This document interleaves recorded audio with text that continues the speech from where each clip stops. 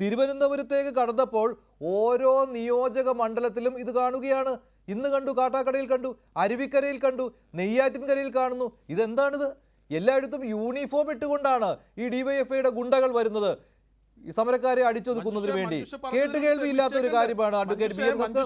അതായത് നവകേരള സദസ്സോടുകൂടി കേരളത്തിന് മുഖ്യമന്ത്രി നൽകിയിരിക്കുന്ന ഒരു പുതിയ ഭാഷാ പ്രയോഗമാണ് രക്ഷാപ്രവർത്തനമെന്ന്. സൗകര്യമില്ല, ഇനി അങ്ങോട്ട് അതിനെ നേരിടേണ്ടി തന്നെ വരും. അഡ്വക്കേറ്റ് ബി എൻ ഹസ്കർ, ഇത് ശരിയല്ല? ഇത് മഞ്ജുഷേ, ഒരു സമരമാർഗം എന്ന നിലയിൽ കരിങ്കൊടി പ്രയോഗം നടത്തുന്നതിന് ജനാധിപത്യ ലോകത്ത് എല്ലാ അർത്ഥത്തിലും എല്ലാ രാഷ്ട്രീയ പ്രസ്ഥാനങ്ങൾക്കും പ്രവർത്തകർക്കും അതിനുള്ള സ്വാതന്ത്ര്യമുണ്ട്, ഒരു സംശയമില്ല.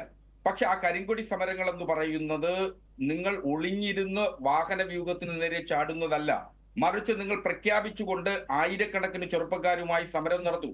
നിങ്ങൾ നടത്തുന്ന സമരത്തെ ഒരു തരത്തിലും തച്ചു തകർക്കരുത് എന്നുള്ള ഒരു നിലപാട് തന്നെയാണ് ഈ ഗവൺമെന്റ്. വണ്ടിപ്പെരിയാറിൽ മറിഞ്ഞിരുന്നൊന്നും അല്ല ഒരു സമരം നടത്തിയത്. കുറച്ചു നാളായി അഡ്വക്കേറ്റ് ബി എൻ ഹസ്കർ ഇത് പറയുകയാണ്, മറിഞ്ഞിരുന്ന സമരം നടത്തരുതെന്ന്. രണ്ടുപേര് വന്ന് സമരം നടത്തുന്നതാണോ? ആയിരക്കണക്കിന് ആളുകൾ വന്ന് സമരം നടത്തുന്നതാണോ കൂടുതൽ പ്രശ്നമുള്ളത്? ഇവിടെ രണ്ടുപേര് വന്ന് സമരം നടത്തിയാലും അവരെ ആയിരം വാഹന വ്യൂഹത്തിന് നേരെ നടത്തുന്ന സമരത്തെ സംബന്ധിച്ചാണ്. രണ്ട്, നിങ്ങൾ കേരളത്തിൽ ചില മാധ്യമ പ്രവർത്തകരുമായി കൃത്യമായി മുൻധാരണയോടുകൂടി ഞങ്ങളൊക്കെ കരിങ്കൊടികൾ കാണിച്ചിട്ടുള്ളതും സമരത്തിൽ പങ്കെടുത്തിട്ടുള്ള ആളുകളൊക്കെ തന്നെ, ഞങ്ങളാരും അങ്ങനെ ഓടിറക്കി വന്ന് പൊതുപ്രവർത്തനം നടത്തുന്ന ആളുകളൊന്നുമല്ല. അപ്പൊ സ്വാഭാവികമായി ഞങ്ങൾ അങ്ങനെ മാധ്യമ പ്രവർത്തകരെ വിളിച്ച് ക്യാമറകൾ തയ്യാറാക്കി വെച്ച് അല്ല ഞങ്ങൾ സമരങ്ങൾ നടത്തിയിട്ടുള്ളത്. ഞങ്ങൾ നടത്തുന്ന സമരത്തിലേക്ക് മാധ്യമങ്ങൾ വന്നു കണ്ട് ചിത്രങ്ങൾ എടുക്കുകയോ അല്ല, അപ്പോൾ അത് രഹസ്യമായിട്ട് ചെയ്യുന്നതാണല്ലോ, പരസ്യമായിട്ട് പറഞ്ഞു ചെയ്യണതല്ലോ. താങ്കൾ പറയുന്നു പരസ്യമായിട്ട് പറഞ്ഞിട്ട് ചെയ്യണം എന്ന്. താങ്കൾ പറഞ്ഞു ഞങ്ങൾ രഹസ്യമായിട്ടാണ് ഇതൊക്കെ ചെയ്യാറുള്ളത് എന്ന്. ഏതെങ്കിലും ഒരു മാധ്യമ പ്രവർത്തകരോട് കൃത്യമായി ഞങ്ങൾ ഇവിടെ ഉണ്ട് എന്ന് പറയുകയും ഞങ്ങൾ ഇങ്ങനെ ഒരു സമരം ചെയ്യാൻ പോകുന്നു എന്ന് പറയുകയും അവരുമായി ധാരണ ഉണ്ടാക്കിയതിനു ശേഷം ക്യാമറ കണ്ണുകൾ വന്നതിന് ശേഷം മാത്രം കരിങ്കൊടിയുമായി ചാടി ഇറങ്ങുന്ന തരംതാണ പൊളിറ്റിക്സ് ആണ് യൂത്ത് കോൺഗ്രസ് നടത്തിയത്. എല്ലാ സംഘടനകളും ചെയ്യാറുണ്ട്. അത് ഡിവൈഎഫ്ഐ ആണെങ്കിൽ, ഞാൻ ശാസ്ത്രീയ കോളേജ് സമരമൊക്കെ കവർ ചെയ്യാൻ പോയിട്ടുള്ള ആളാണ്. കൃത്യമായിട്ട് വിവരം തന്നിട്ടേ അന്ന് SFIക്കാർ സമരത്തിന് പോകാറുള്ളൂ. AISF AYF ഒക്കെ അങ്ങനെ തന്നെയാണ് സമരത്തിന് പോകാറുള്ളത്. അഡ്വക്കേറ്റ് ബി എൻ ഹസ്കർ, അല്ലാതെ വെറുതെ വേർത്തിട്ട് കാര്യമില്ലെന്ന് അവർക്കറിയാം. ഇത് മാധ്യമങ്ങൾക്ക് മുന്നിൽ വന്നാലേ ഇത് വാർത്തയാവുകയുള്ളൂ എന്ന് അവർക്കറിയാം. ഒന്നത് ഇപ്പൊ വണ്ടിപ്പെരിയാറുള്ളത് വളരെ വ്യത്യസ്തമായ സംഭവമാണ്. ഒരു കോടതി നടപടിയിലെ തുടർന്ന് തെളിവുകളുടെ അഭാവത്തിൽ ഒരു പ്രതിയെ കുറ്റവിമുക്തനാക്കുന്നു. അർജുൻ ഈ കേസിൽ പ്രതിയാണെങ്കിൽ ശിക്ഷിക്കപ്പെടണമെങ്കിൽ തന്നെ വേണം, ഒരു സംശയമില്ല. അർജുനും ആ ലയത്തിലെ തന്നെ ഒരു ഈ വിക്ടിമിന്റെ അതേ ലയത്തിൽ താമസിക്കുന്ന ഒരു സാധാരണ മനുഷ്യനാണ്. ആ അർജുനന് കിട്ടാത്ത നീതി മറ്റൊരാൾക്ക് കിട്ടണം എന്ന് ആഗ്രഹിക്കുന്നിടത്താണ്. അവിടെ സമരം ചെയ്യാൻ അർഹതയില്ലേ എന്നാണ്. അവിടെ ഡിവൈഎഫ്ഐക്ക് എന്ത് സ്ഥാനം? നിങ്ങൾ ആ ദൃശ്യങ്ങൾ ഡിവൈഎഫ്ഐക്കാർ ഒളിഞ്ഞിരുന്ന് ആക്രമിക്കുന്നത് എന്തിനാണ്? ജിന്നാസ് താങ്കൾ അത് തിരുത്തുന്നുണ്ടോ ഇല്ലയോ, അതോ അങ്ങനെ തന്നെ ആയിരുന്നോ? മഞ്ജുഷ, ആ ദൃശ്യങ്ങൾ നിങ്ങൾ കാണുന്നില്ലേ? ആ ദൃശ്യങ്ങളിൽ അവർ നടത്തുന്ന അക്രമ പ്രവർത്തനങ്ങളാണ്. ഇന്നലെ തിരുവനന്തപുരത്ത് ഡിവൈഎഫ്ഐ അവിടെ ഒളിഞ്ഞ് ഡിവൈഎഫ്ഐക്കാർ അവിടെ യൂത്ത് കോൺഗ്രസ്സുകാരെ ആക്രമിച്ചോ ഇല്ലയോ അഡ്വക്കേറ്റ് ബി എൻ ഹസ്കർ? അതെനിക്കറിയില്ല, അങ്ങനെ ഒരു ദൃശ്യവും ഞാൻ കണ്ടിട്ടില്ല. ജിൻഷാദ് പറയുകയാണ്, അദ്ദേഹത്തിന് ആധികാരികമായിട്ട് അത് പറയുവാനുള്ള ദൃശ്യങ്ങളുണ്ട്. ജിൻഷാദ് 57 ഗവൺമെന്റ് ലോകത്താദ്യമായ ഒരു കമ്മ്യൂണിസ്റ്റ് ഗവൺമെന്റ് ബാലറ്റിലൂടെ അധികാരത്തിലെത്തിയതാണ്. ഏറ്റവും മഹാന്മാരായിട്ടുള്ള മന്ത്രിമാരുണ്ടായിരുന്ന കേരള ചരിത്രത്തിലെ ഏറ്റവും മഹത്തായ തീരുമാനങ്ങൾ എടുത്തിട്ടുള്ള ഒരു ഗവൺമെന്റാണ് EMSന്റെ ഗവൺമെന്റ്. ആ EMSന്റെ ഗവൺമെന്റ് തോക്കുമായി നിന്നു എന്നാ പറയുന്നത്. നവകേരള സദസ്സിൽ സ്വാഭാവികമായും CPMന്റെയും അതുപോലെ തന്നെ DYFയുടെയും പ്രവർത്തകരൊക്കെ സംഘാടകരുമായും അല്ലെങ്കിൽ അതിൽ കാണുന്നതിനും അതിൽ പങ്കെടുക്കുന്നതിനും ഒക്കെ വന്നിട്ടുണ്ടാവും.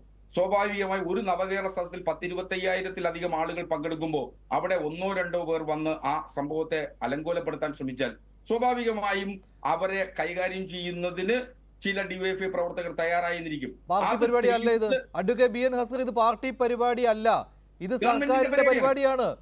സർക്കാരിന്റെ പരിപാടിയെ നിങ്ങൾ പാർട്ടി പരിപാടിയായി മാറ്റുമ്പോഴാണ് ഇങ്ങനെ സംഭവിക്കുന്നത്. അങ്ങനെയല്ല, ഡിവൈഎഫ്ഐക്കാർക്ക് കാവൽ നിൽക്കേണ്ടി വരുന്നത് അതുകൊണ്ടാണ്. ഇതൊരു പാർട്ടി പരിപാടി ആയതുകൊണ്ടാണ്. കേരളത്തിന് അതിനെക്കുറിച്ച് കൃത്യമായ ബോധ്യം ഉണ്ടായിരിക്കുകയാണ്. നവകേരള സദസ്സ് ഒരു പാർട്ടി പരിപാടിയായി രൂപാന്തരം പ്രാപിച്ചു. അത് തുടക്കത്തിൽ ഒരു ആദ്യ ജില്ല, രണ്ടാമത്തെ ജില്ല ആയപ്പോഴേക്കും അങ്ങനെ സംഭവിച്ചു കഴിഞ്ഞു. Advocate B N Haskar, Manjusha, ഒരിക്കലും കേരളത്തിലെ നവകേരള സദസ്സുകൾ ഒന്നും തന്നെ നിങ്ങൾ അതിൽ കൃത്യമായ ഒരു സോഷ്യൽ ഓഡിറ്റിംഗ് നടത്തും.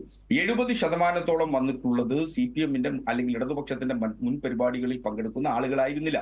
പുതുമുഖങ്ങളായിരുന്നു. അത് കണ്ട് വേവലാതിയാണ് കോൺഗ്രസിനും UDF-നും സംഭവിച്ചിട്ടുള്ളത്. ഞാൻ വളരെ അടുത്തറിയാവുന്ന UDF നേതാക്കന്മാരുമായി സംസാരിക്കുമ്പോൾ സ്വാഭാവികമായും അവർക്കൊരു അസംതൃപ്തി കാര്യത്തിലുള്ളത്, അവർക്ക് ഈ നവകേരള സദസ്സിന്റെ ഭാഗമാകാൻ കഴിയാതെ പോയിരുന്നത് ബുദ്ധിശൂന്യതയാണ്, UDF എടുത്തൊരു ബുദ്ധിശൂന്യ തീരുമാനമായിരുന്നു എന്നു തന്നെയാണ് അവരിൽ പലരും അടക്കം പറയാറ്. ശരി, അഡ്വക്കേറ്റ് BN ഹസ്കർ, ശ്രീ പണിക്കർ, താങ്കൾ ഇതിനോട് യോജിക്കുന്നുണ്ടോ? ഇവിടെ 70% പുതിയ ആളുകളാണ് ഈ പാർട്ടി അല്ലെ, ഹസ്കർ ഉദ്ദേശിച്ചത് അതാണല്ലോ, ഈ പാർട്ടി പരിപാടികളിൽ വരുന്ന ആളുകളല്ല, അവർ കുറവായിരുന്നു എന്ന്. അല്ല, അതൊക്കെ എന്തിന്റെ അടിസ്ഥാനത്തിലാണ്, എന്ത് ഡേറ്റയുടെ അടിസ്ഥാനത്തിലാണ് ആ 70% കണക്കൊക്കെ പറയുന്നത് എന്നതിനെ പറ്റി? ഇതൊക്കെ വെറുതെ ഊഹാപോഹമാണ്, ഇതൊക്കെ വെറുതെ മനക്കണക്ക്, അല്ലെങ്കിൽ ഇതൊക്കെ വായുവിൽ എഴുതി കൂട്ടി പറയുന്ന കണക്ക് എന്നതിനപ്പുറത്തേക്ക് എന്ത് ആധികാരികതയാണ് ഇതിനുള്ളത്? ഇപ്പൊ ഞാൻ ചോദിക്കാം, എറണാകുളം ജില്ലയിൽ അല്ലെങ്കിൽ തൃശ്ശൂർ ജില്ലയിൽ ഇത് കടന്നു പോയിരുന്ന സ്ഥലത്ത് ഈ 70% എന്ന് പറയുന്നത് എന്ത് അടിസ്ഥാനത്തിലാണ് പറയാൻ കഴിയുക? അല്ലെങ്കിൽ ഇതുവരെ കവർ ചെയ്തിരിക്കുന്ന 14 ജില്ലകളിലും 70%ഓളം പുതിയ ആൾക്കാരാണ് എന്ന് എന്ത് ഡേറ്റയുടെ അടിസ്ഥാനത്തിൽ പറയാൻ കഴിയും? അങ്ങനെയാണെങ്കിൽ ഈ നവകേരള സദസ്സിൽ പങ്കെടുത്തിരിക്കുന്ന ആൾക്കാരുടെ മുഴുവനും പേര് വിവരങ്ങൾ ഉണ്ടാകണം. അത് ഇതേ ആൾക്കാർ തന്നെ മുമ്പുള്ള ഏതെങ്കിലും CPM-ന്റെ യോഗങ്ങളിലും മറ്റും പങ്കെടുത്തിട്ടുണ്ടോ എന്നുള്ളതിന്റെ കണക്കൊക്കെ വേണം. ഇത് പരാതി പറയാൻ വന്നവർ ശരിയായിരിക്കും, പരാതി പറയാൻ വന്നവർ, പക്ഷെ അവരെ അകറ്റി നിർത്തുകയാണല്ലോ, അവരെ വേറെ കൗണ്ടറിലേക്കാണ് വിടുന്നത്. അല്ല, പരാതി പറയാൻ വരുന്നവർക്ക് സത്യം പറഞ്ഞാൽ നവകേരള സദസ്സുമായിട്ട് യാതൊരു വിധത്തിലുള്ള ബന്ധവുമില്ല. നവകേരള സദസ്സ് എന്ന് പറഞ്ഞു കഴിഞ്ഞാൽ കേരളത്തിന്റെ വിവിധ രുചി വൈവിധ്യങ്ങൾ തേടിയുള്ള ഒരു യാത്രയാണ്. അത് രാവിലെ പ്രഭാത ഭക്ഷണത്തോടു കൂടി ആരംഭിക്കുകയും അത് വളരെ വലിയ രീതിയിലുള്ള ഒരു സ്പ്രെഡാണ്. അങ്ങനെ അത് ആരംഭിക്കുകയും അത് പിന്നീട് ഇങ്ങനെ നടക്കുകയും ഒക്കെ ചെയ്യുന്ന രീതിയിലാണ് നടക്കുക. അതിനോടൊപ്പം തന്നെ പൗരപ്രമുഖർ എന്ന് പറയുന്ന ഏതോ അൺഡിഫൈൻഡ് ആയിട്ടുള്ള കാറ്റഗറിയിലുള്ള ആൾക്കാരുമായിട്ടുള്ള മീറ്റിംഗ്, പിന്നീട് ഈ പറയുന്നത് പോലെ ഈ യൂണി ഡയറക്ഷനിലായിട്ടുള്ള സംസാരം, സംവാദം എന്നൊക്കെയാണ് പറയുന്നത്. പക്ഷേ മൈക്ക് ഒരിടത്ത് മാത്രമേ ഉള്ളൂ. അവർ പറയുന്നത് നിങ്ങൾ അങ്ങോട്ട് കേൾക്കുക എന്നതിനപ്പുറത്തേക്ക്, ഒരു റേഡിയോ ഭാഷണത്തിനപ്പുറത്തേക്ക് വളരാത്ത രീതിയിലുള്ള ഒരു സംവാദം. അപ്പൊ ഇതിലൊക്കെ എവിടെയാണ് ഇവർ ഈ പറയുന്ന രീതിയിലുള്ള ഇന്ററാക്ഷൻസ് ഒക്കെ വരുന്നത് എന്നതിനെ പറ്റി എനിക്ക് മനസ്സിലാകുന്നില്ല. ഇനി സമരത്തിനെ പറ്റിയാണ് പറയുന്നത് എങ്കിൽ യൂത്ത് കോൺഗ്രസ്സുകാരോ KSUക്കാരോ ചെയ്യുന്ന സമരങ്ങളൊന്നും തന്നെ ഒളിപ്പോരല്ല. അവരെല്ലാവരും തന്നെ മാധ്യമങ്ങൾ കാണുന്ന രീതിയിൽ തന്നെ, പൊതുജനം കാണുന്ന രീതിയിൽ തന്നെ വന്നെന്നാണ് അവിടെ സമരം ചെയ്യുന്നത്. അവരവിടെ ഉണ്ട് എന്നറിഞ്ഞിട്ടാണല്ലോ മാധ്യമങ്ങൾ വരുന്നത്. ഇനി അത് അവർ വിളിച്ച് പറഞ്ഞിട്ടാണ് മാധ്യമങ്ങൾ വരുന്നതെങ്കിൽ പോലും അതിൽ എന്താണ് തെറ്റുള്ളത്? എന്ത് തെറ്റാണ് അതിൽ പറയാനുള്ളത്?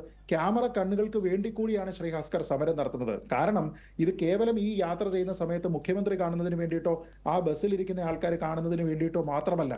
ഇത് മാധ്യമങ്ങൾ മുഖ്യമന്ത്രി മാത്രമേ കാണുന്നില്ല എന്ന് പറയാൻ പറ്റുകയുള്ളൂ. മുഖ്യമന്ത്രി മാത്രമേ പറഞ്ഞുള്ളൂ ഞാനൊന്നും കണ്ടിട്ടില്ല എന്ന്. ഇത്രയും ദൃശ്യങ്ങളിൽ ലോകം മുഴുവൻ കണ്ടിട്ടും മുഖ്യമന്ത്രി പറയുകയാണ് ഞാനൊന്നും കണ്ടിട്ടില്ല എന്ന്. പിന്നെ ഈ മുഖ്യമന്ത്രി എന്താണാവോ കാണുന്നത്? അതാണ്, നോക്കൂ, കണ്ണൂരിൽ നടന്നിരിക്കുന്ന രക്ഷാപ്രവർത്തനത്തിനെ പറ്റി തിരുത്തുന്നതിന് വേണ്ടിയിട്ട് അദ്ദേഹം ഇന്നും തയ്യാറായിട്ടില്ല എന്ന് മാത്രമല്ല, അത് രക്ഷാപ്രവർത്തനമാണെന്ന് അദ്ദേഹം ആവർത്തിച്ച് പറയുകയാണ്. അപ്പൊ കാണണ്ട എന്ന് കരുതിയിരിക്കുന്ന ആൾക്കാർ കാണില്ല, പക്ഷേ ഇത് പൊതുജനം കാണുന്നുണ്ട്. അവർക്ക് വേണ്ടി കൂടിയിട്ടാണ് ഇത് മാധ്യമങ്ങൾ കവർ ചെയ്യുന്നത് എന്നുള്ളത് താങ്കൾ മനസ്സിലാക്കുക. 1. 2, ഇന്നെനിക്ക് തോന്നുന്നു കാട്ടാക്കടയിലോ മറ്റോ ആണെന്ന് തോന്നുന്നു, മുഖ്യമന്ത്രിയുടെ വാഹനവ്യൂഹം കടന്നു പോയതിനു ശേഷം അതിന്റെ അകമ്പടി സേവിക്കുന്നു എന്ന രീതിയിലേക്ക് വരുന്ന ഒരു വാഹനത്തിൽ നിന്ന് മഞ്ഞ വേഷമിട്ടിട്ട് കുറേയധികം ആൾക്കാർ ഇറങ്ങുന്നു. യൂത്ത് കോൺഗ്രസ്സുകാരെ കിക്ക് ചെയ്യുകയാണ്. ഈ വന്നിരിക്കുന്ന മഞ്ഞ വേഷധാരികൾ ആരാണ്? കേരള ബ്ലാസ്റ്റേഴ്സ് ഒന്നും അല്ലല്ലോ. പക്ഷെ ഇവരുടെ കിക്കൊക്കെ കണ്ടു കഴിഞ്ഞാൽ ഒരുപക്ഷെ കേരള ബ്ലാസ്റ്റേഴ്സിന്റെ അടുത്ത സെലക്ഷൻ ട്രയലിന് അവരെ എടുക്കാമെന്ന് തോന്നുന്നു. ഞാൻ ചോദിക്കുന്നത്, ഇങ്ങനെയുള്ള ആൾക്കാരോട് അകമ്പടി സേവിക്കാനായിട്ട് ആര് പറഞ്ഞു? ഇവർ കാണിക്കുന്ന അതിക്രമമൊന്നും തന്നെ പോലീസ് കാണുന്നില്ല. അത് താങ്കൾ കാട്ടാക്കടയിൽ മാത്രമേ കണ്ടുള്ളൂ. കാട്ടാക്കടയിൽ മാത്രമല്ലായിരുന്നു കേട്ടോ, കൊല്ലത്തെ ദൃശ്യങ്ങൾ എടുത്തു നോക്കിയാൽ, കായംകുളത്തെ ദൃശ്യങ്ങൾ നോക്കിയാൽ അവിടെ ഒരു അംഗപരിമിതനായ ഒരു വ്യക്തിയെ ഇല്ലേ തൊഴിക്കുന്ന ദൃശ്യമുണ്ടായിരുന്നു. അതിൽ ഡിവൈഎഫ്ഐക്കാർ ഇട്ടിരുന്നത് വെള്ള ടീഷർട്ടാണ്. മറ്റൊരു ടീമിന്റെ വേഷമാണ് ഇട്ടിരുന്നത്. അതാണ് ഓരോരോ കളർ ഡ്രസ്സുകൾ. അതുകൊണ്ടാണ് ഞാൻ ചോദിച്ചത്, ഈ മഞ്ഞ ഡ്രസ്സ് എന്ന് പറയുന്നത് എന്തിന്റെ പേരിലാണ്? ഈ ബ്ലാസ്റ്റേഴ്സ് എന്ന് പറഞ്ഞാൽ പൊളിക്കുന്ന ആൾക്കാർ എന്ന രീതിയിലാണ് നിങ്ങൾ ഉദ്ദേശിക്കുന്നതെങ്കിൽ ഒരുപക്ഷെ അത് ശരിയായിരിക്കും. പക്ഷെ ഞാൻ നോക്കിയിട്ട് ഇതിൽ കാണുന്നത്, ഈ കഴിഞ്ഞ നവംബർ മാസം ഏതാണ്ട് പകുതിയോടുകൂടി തുടങ്ങിയിരിക്കുന്ന നവകേരള സദസ്സ്, നവകേരള യാത്ര നമ്മുടെ മുന്നിലേക്ക് തുറന്നു വെച്ചിരിക്കുന്ന ഒരു യാഥാർത്ഥ്യം എന്ന് പറയുന്നത് അതിനു മുമ്പ് തന്നെ നമ്മളിവിടെ മാധ്യമങ്ങളിൽ ചർച്ചകളിലെല്ലാം പറഞ്ഞിരിക്കുന്ന ഒരു കാര്യമാണ്. ആ കാര്യത്തിനെ സാധൂകരിക്കുന്നതാണ്. കേരളത്തിലെ ആഭ്യന്തരം എന്ന് പറയുന്നത് കുത്തഴിഞ്ഞ നിലയിലാണ്. ഇവിടുത്തെ ലോ ആൻഡ് ഓർഡർ എന്നത് കുത്തഴിഞ്ഞ നിലയിലാണ്. ഇവിടെ നാഥനില്ല. ഏറ്റവും ചുരുങ്ങിയത് നിങ്ങൾ ഒരു ഡിവൈഎഫ്ഐക്കാരനെ, ഇതിൽ ഏറ്റവും കൂടുതൽ തണ്ടും തടിയും മിടുക്കുമുള്ള ഒരു ഡിവൈഎഫ്ഐക്കാരനെ പിടിച്ച് ആഭ്യന്തരമന്ത്രിയെങ്കിലും ആക്കൂ. അദ്ദേഹം ഒന്നുമല്ലെങ്കിൽ ഈ തല്ലൊക്കെ കാണുന്നുണ്ടാവുമല്ലോ. ഇതിന്റെ ക്രെഡിറ്റ് അടിക്കാൻ വേണ്ടിയിട്ടെങ്കിലും ഇവർ പറയുന്നുണ്ടല്ലോ. ചുരുങ്ങിയത് ഡിവൈഎഫ്ഐക്കാരും ഇങ്ങനെയുള്ള ആൾക്കാർ മാത്രമേ പറയുന്നുള്ളൂ. ഇങ്ങനെ ആരെങ്കിലും എന്തെങ്കിലും പ്രശ്നങ്ങൾ ഉണ്ടാക്കി കഴിഞ്ഞാൽ ഇനിയും അവരെ അടിച്ചമർത്തും എന്ന രീതിയിലേക്ക് പറയുന്നത്. അപ്പൊ അങ്ങനെ ആർജവമുള്ള ആരെങ്കിലും ഉണ്ടെങ്കിൽ അവരെ പിടിച്ച് നിങ്ങൾ ഒന്നുകിൽ ആഭ്യന്തരമന്ത്രിയാക്കൂ. നിങ്ങൾ ഇവിടെ കാണിക്കുന്ന ഇരട്ടത്താപ്പ് എന്ന് പറയുന്നത് ഈ കഴിഞ്ഞ കുറെ നാളുകളായിട്ട് നമ്മൾ കണ്ടുകൊണ്ടിരിക്കുകയാണ്.